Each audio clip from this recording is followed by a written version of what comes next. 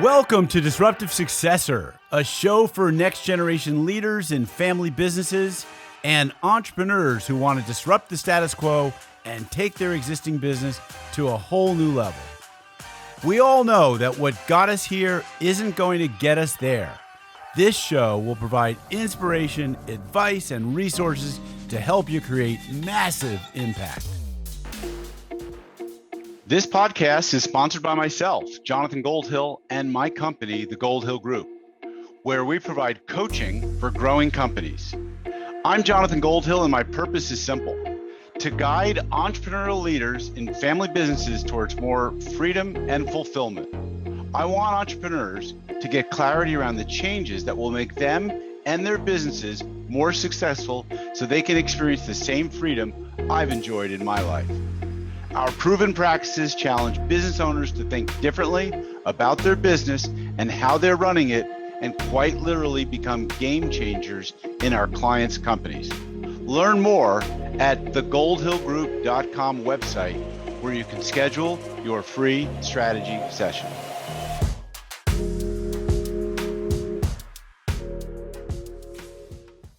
Hi, folks. It's Jonathan Goldhill, and welcome back to another episode of Disruptive Successor Show.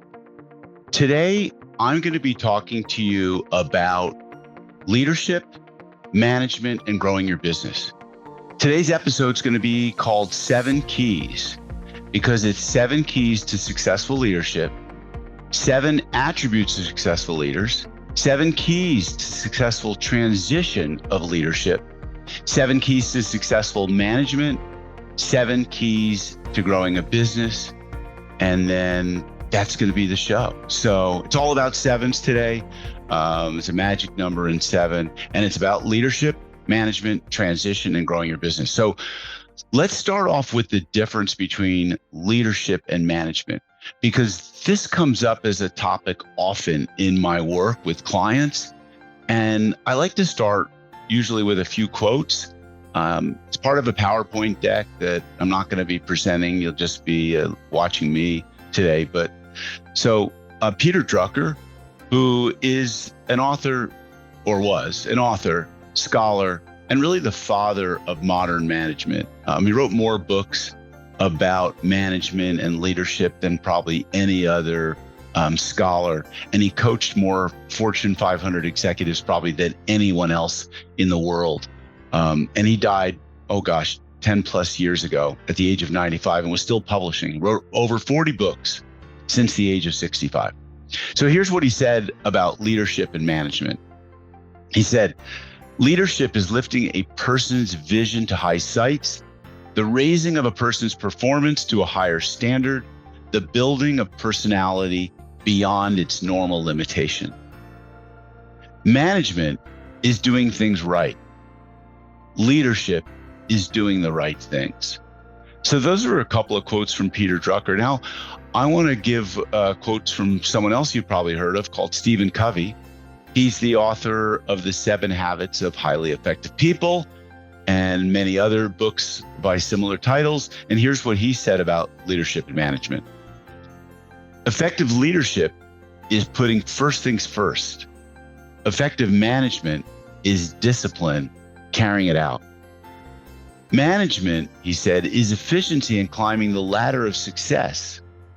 Leadership determines whether the ladder is leaning against the right wall. So leadership really is about vision to me. Management is about the management of things. It's about the management of people as well, but it's more about measuring and reporting. Leadership is about getting people to follow you. So let's talk, or let me talk rather, about 7 keys to successful leadership. And I think the first one is, how do you develop yourself as a leader? How do you grow yourself? And typically we talk in terms of being a learner, being a reader, being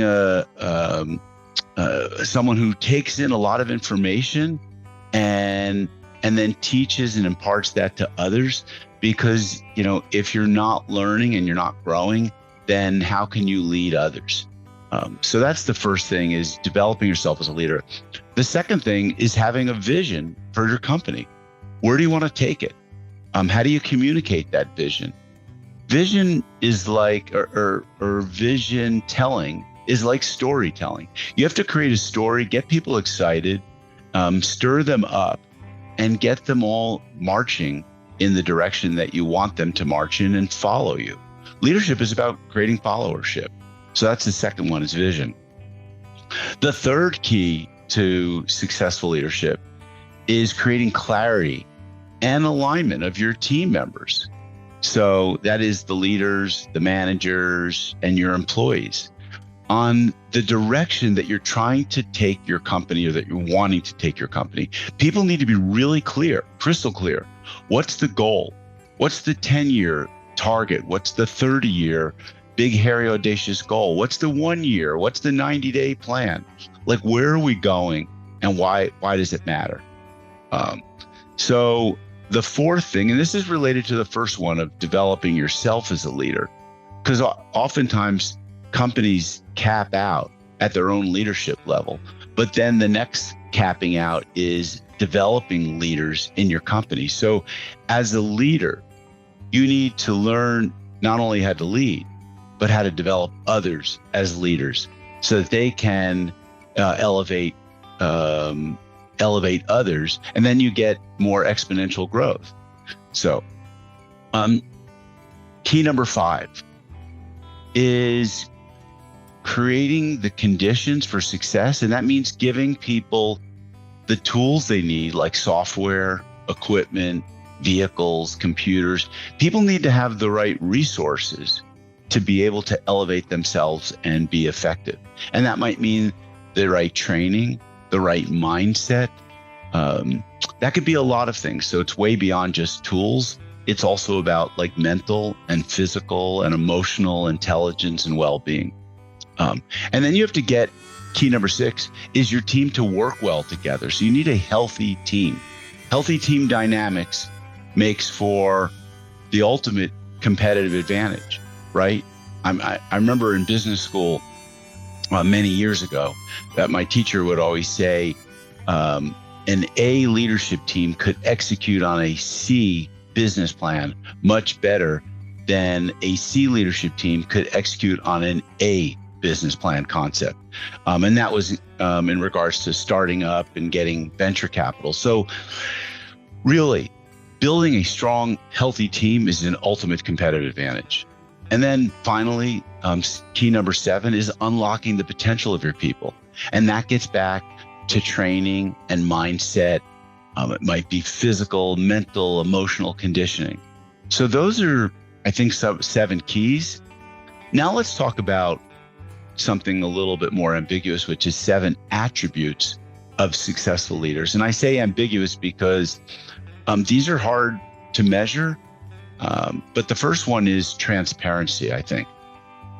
When a leader is transparent, they are challenged less by those they oversee. Good leaders use transparency to help those around them embrace change, which can be accomplished with a combination of communication, informed debate, shared decision-making, reaching a consensus, and using social media to communicate where they're going. People should know why and how a leader has come to a decision and what ways it will affect them. So transparent leaders are not micromanagers. They give credit to others when success occurs and take the blame for failures. I'm not sure why I put the thought social media in there. So let's scratch that and know that sometimes you have to make your own editing in real time. All right. Second attribute of a successful leader is to learn from failure. Experiencing failure has the power to shape a leader. It's a powerful resource for learning. It teaches survival. It teaches innovation. Embracing failure enables us to change and inspire others. It shows our own vulnerability. Leaders must be willing to take great risks and fail, or great reward can never be attained, really. So in that process, leaders gain great perspectives about people and who they can trust. So learn from failure. Let's talk about trust now as the third attribute. It's one of the core principles of leadership is to get people to trust you. I think in the past, leadership was scarce and special and a function of just powerful people. And in today's modern day, the vertical model of leadership is really very ineffective. Today, especially among Gen Z and millennials, they want to be challenged. They want to be rewarded in a different way. They want to know that they're part of the decision making and they're included. So success today is attained by being able to collaborate much more so than in the past, and do it with someone, a leader who has no power over in pursuit of common goals. So like they don't overpower you, and they get you to believe in the vision of where they're going. So it's not about authority or position or power, but it's in the power of trust and the speed that you can create that with others. A leader also is a trustee in any relationship, and to be effective must be trustworthy, as well as willing to take the risk of placing trust in the people around them. So trust, hugely important, and one of the key attributes of a successful leader. Fourth attribute is confidence. A good leader embodies and embraces confidence. No one will follow a leader that isn't self-assured, and people can see through a facade of confidence. So a leader who can articulate their goals and stand by decisions is far more effective than someone trying to hide behind their insecurities, behind a mask of arrogance. Even after failure, a good leader can trust their gut and take on any decision. Confident leaders also are generally happier, create better relationships, remain open to risks, accept feedback, think for themselves, recognize success, and are more motivated. Attribute number 5, decisiveness. A good leader weighs a decision carefully, but once they make up their mind, they are not easily put off course. This shows commitment, which breeds consistency, both of which are traits that pay off well in leadership. So make your decisions fast, make them known, and don't look back. Many times, wrong decisions, when made in a decisive manner, yield better long-term results and a strong team mentality than wishy-washy decisions that end up being correct. So wrong decisions, I should say, over trivial matters made in a decisive manner yield better long-term results. Okay? And so having a strong team mentality, super important. Trait number 6, humility. This trait is important to keep leaders grounded and connected with the people around them. Being honest, having integrity, and listening to employees will only help gain your respect, which will pay off when it comes time to exercise decisiveness. The best leaders possess an open mind and flexibility and can adjust to new ways of thinking or alternative methods when necessary. These leaders take criticism in stride and view it more as an opportunity for growth than an assault on their character. So while it's true that everyone loves confidence, humility creates a likable persona, making others more comfortable with your position. And finally, trait number 7, attribute number 7, is creativity. Many decisions a leader will encounter will be unique to the business and will require more thought than simply throwing a canned solution at it. Teams will often look to a leader for innovative thinking. So being able to tap into previous experiences and a treasure chest of new ideas will pay off for any leader. Okay? So now let's contrast this leadership stuff with management. And I'm going to read from or elements from a blog that I wrote on the 7 key result areas of management. And the original content for this came from Brian Tracy in his book called Eat That Frog, 21 Ways to Overcome, or 21 Ways to Stop Procrastinating and Getting Things Done, or something like that. But it's called Eat That Frog.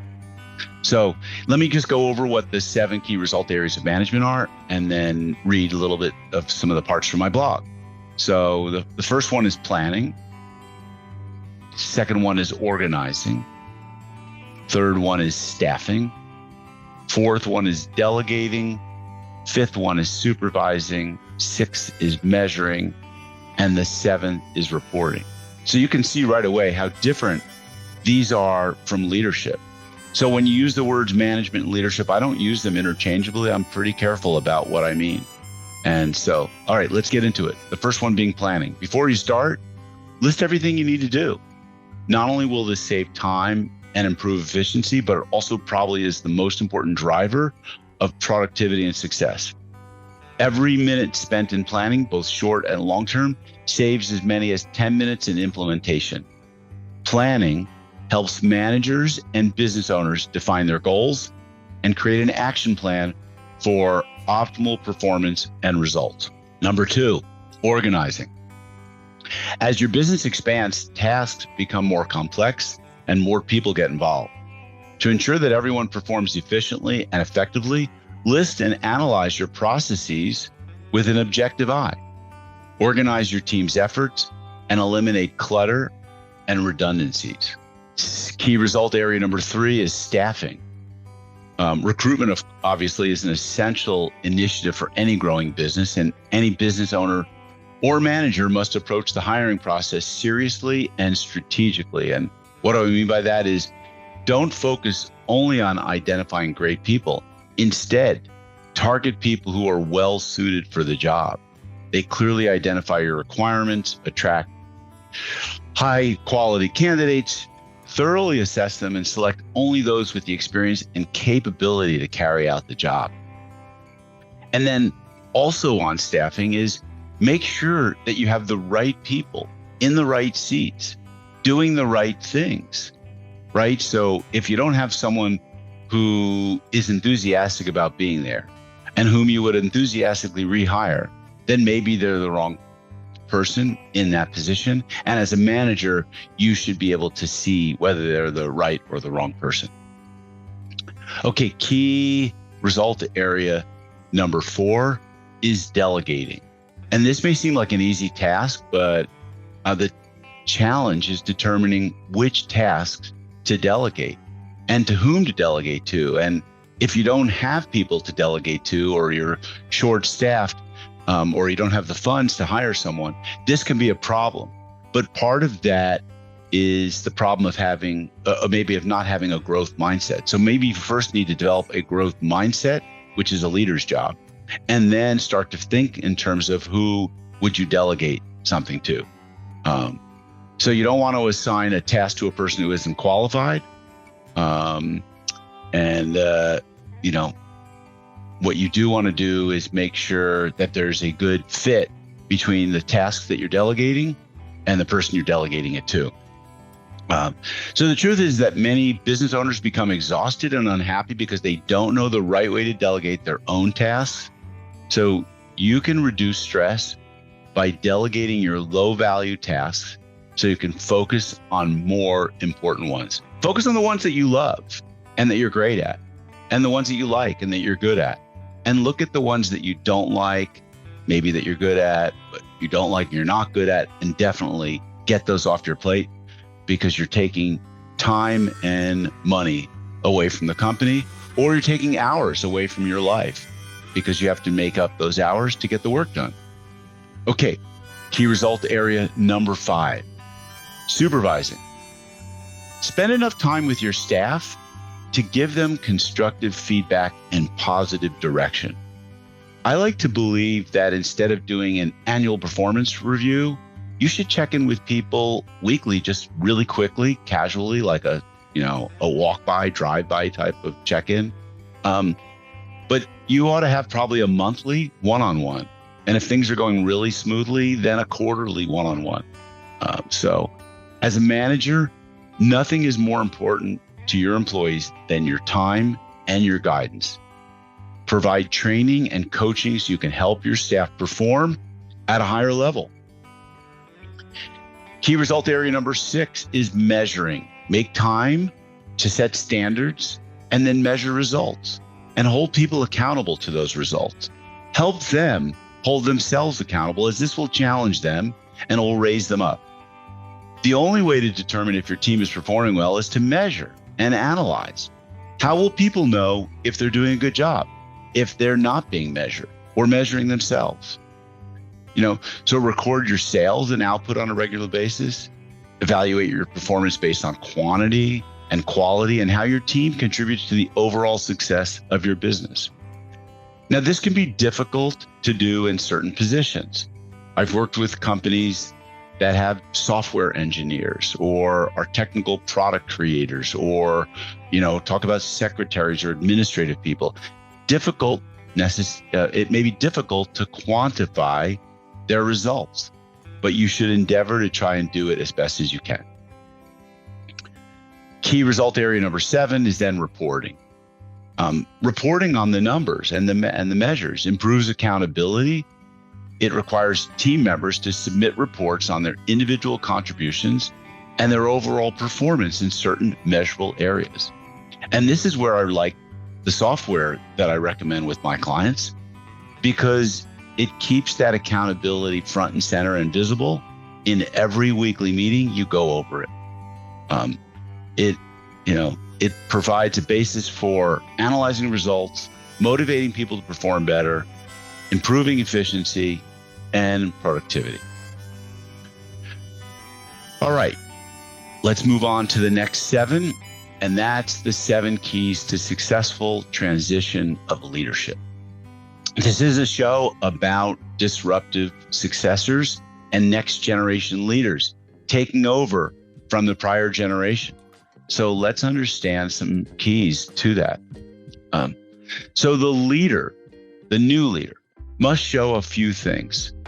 They must show an understanding of the business, of course, or they must have really good product or service knowledge. And if they don't, they must develop it.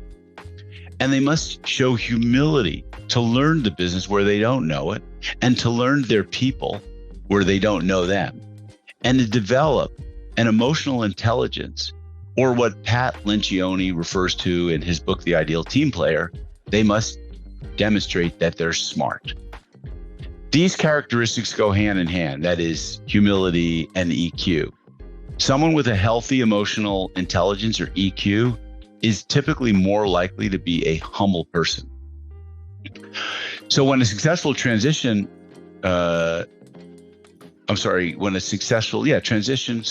takes place, the posture of humility, particularly from the one receiving the baton, but also from the one passing the baton, is very important.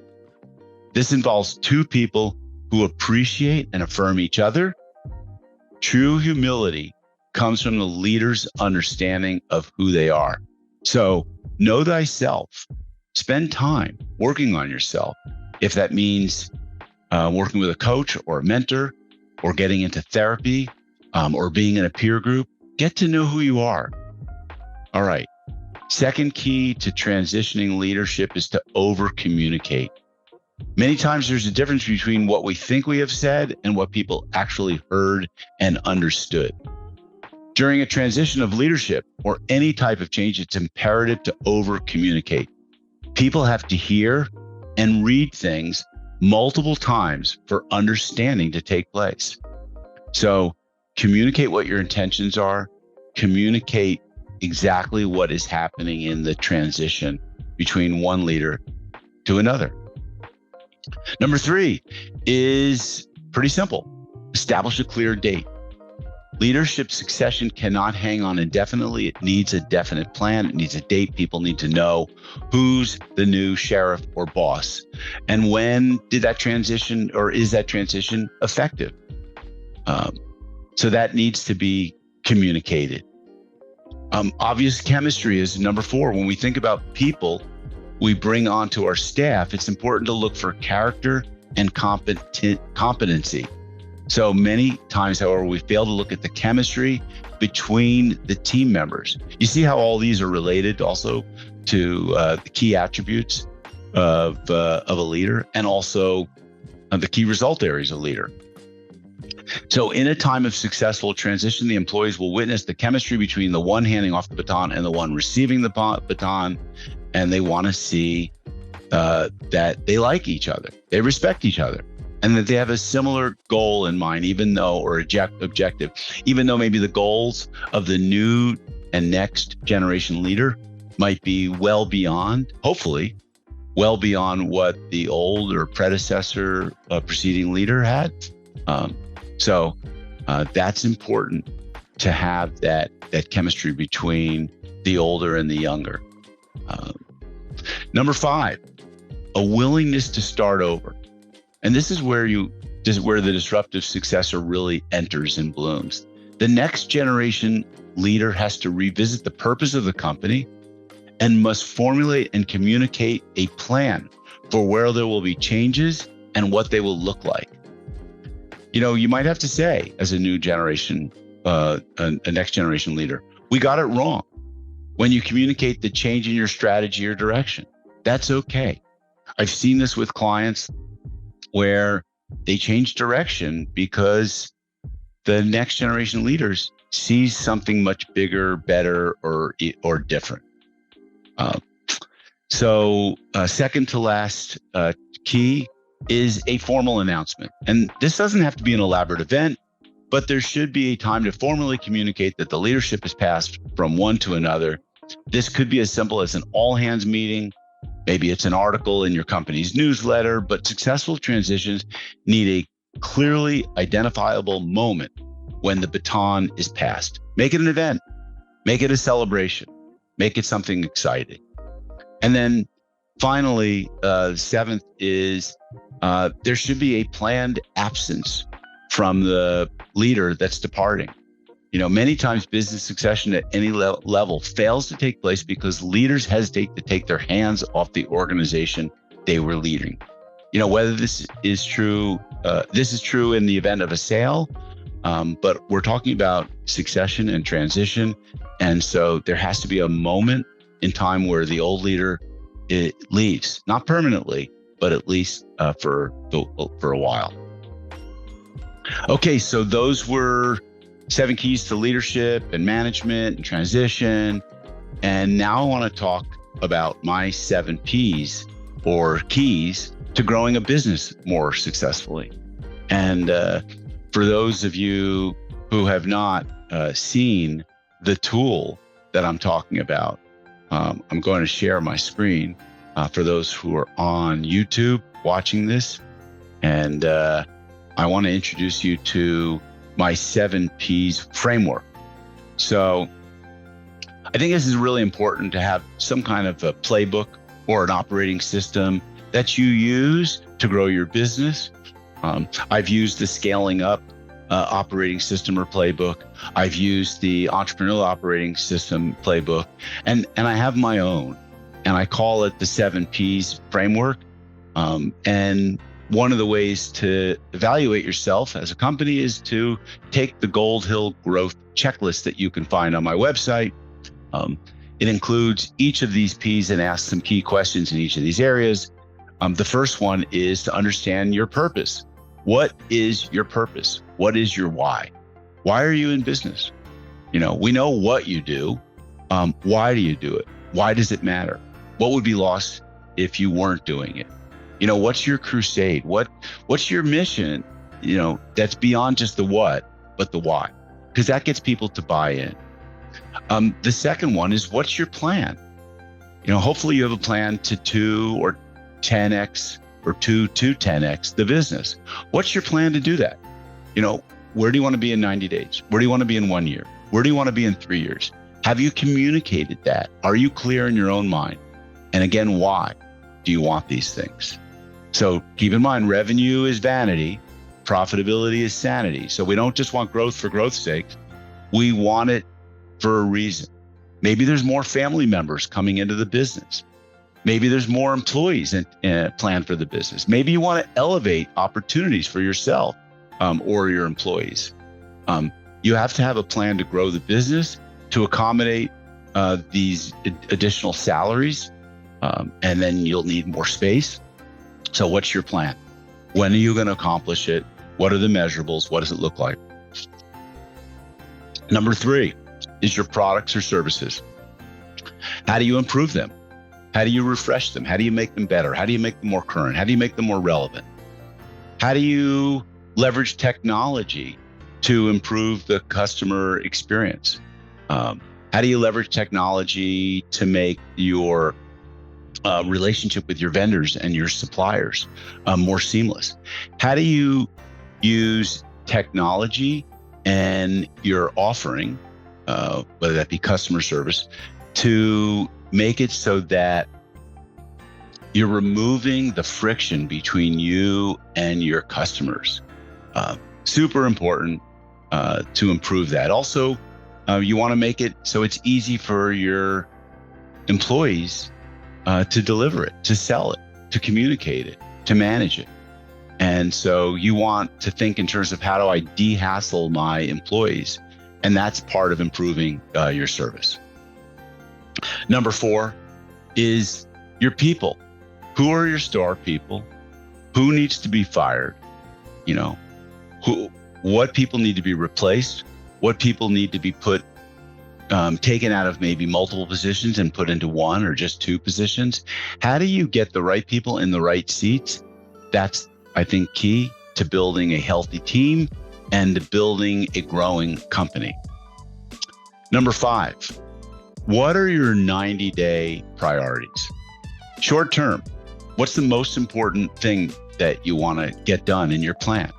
And what's the critical focus? Maybe what's the critical number? What's the critical priority? How do you focus everyone around that 90-day plan? And getting people to think in terms of the 90-day rhythm as short-term planning sessions. I think that's really key. Step 6, and these don't necessarily occur in any predictable order. They're interactive with each other. They can come at the same time, before, after. But number 6 is, what processes need to be documented so that you can make your business more scalable, so that other people can follow the recipe, the cooking, and can do it without you.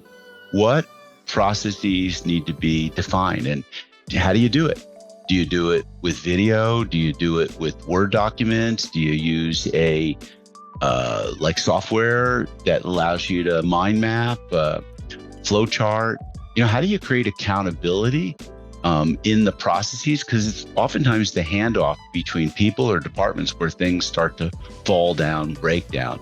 And documenting your processes and streamlining it so that good people, ordinary people, smart people can run the business, and it doesn't depend upon people's intelligence to figure it out, or an owners or managers or leaders to be there to run it.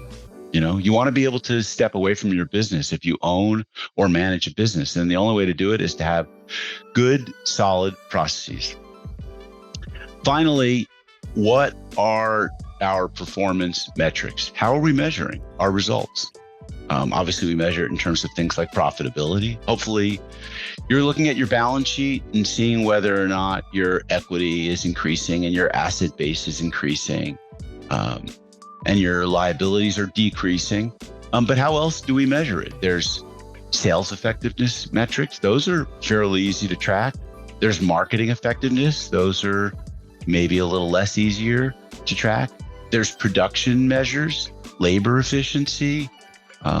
These are not so difficult to track if you have the right software or good software. But we need to measure these things because this is what helps our company grow.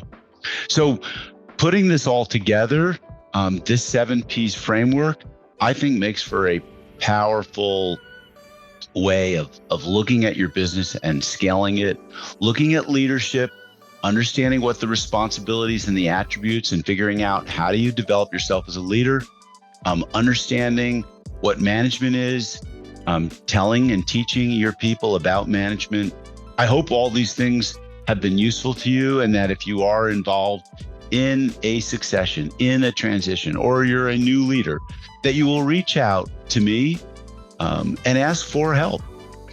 Reach out, schedule a time to talk about your business, about your challenges, about your issues, about your opportunities. I welcome that opportunity. Thanks for listening. It's been another episode of the Disruptive Successor Show. And you know the drill. If you like this show, please tell other people about it. Give us a good rating on your listening podcast of choice, and stay tuned for future guests. This podcast is sponsored by myself, Jonathan Goldhill, and my company, the Goldhill Group, where we provide coaching for growing companies. I'm Jonathan Goldhill, and my purpose is simple: to guide entrepreneurial leaders in family businesses towards more freedom and fulfillment. I want entrepreneurs to get clarity around the changes that will make them and their businesses more successful, so they can experience the same freedom I've enjoyed in my life. Our proven practices challenge business owners to think differently about their business and how they're running it, and quite literally become game changers in our clients' companies.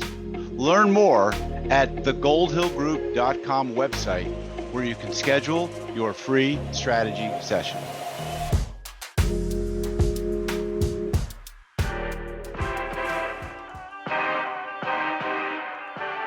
Thank you for joining us on the Disruptive Successor Podcast.